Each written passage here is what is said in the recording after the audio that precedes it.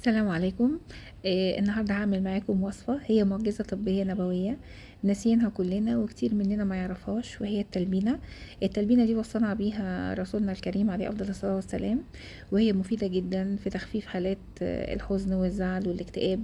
واعتقد ان احنا كلنا محتاجينها في وقتنا الحالي، لان مين فينا مش حزين لوفاة عزيز عليه او فراق ناس غالية عنده او مريض او لأي ظروف اجتماعية صعبة عليه.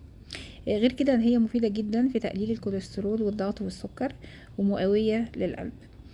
انا حطيت هنا معاكم كوباية من المية، وحطيت عليها ربع كوباية من الشعير المطحون بالنخالة وبنسيبهم بتاعته على النار حوالي تلت ساعة لحد الشعير ما يستوي. بعد كده بنضيف كوباية من الحليب وبنوصل للقوام اللي احنا شفناه، وبنحليها بعسل النحل وبتتقدم سخنة.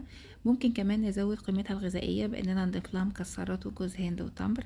وعن أم المؤمنين عائشة رضي الله عنها قالت عن التلبينة إنها تجم فؤاد المريض وتذهب ببعض الحزن. شفانا الله وإياكم من جميع أحزاننا وأمراضنا، وأبدلها الله فرح وبهجة وسرور. دمتم بصحة وهنا.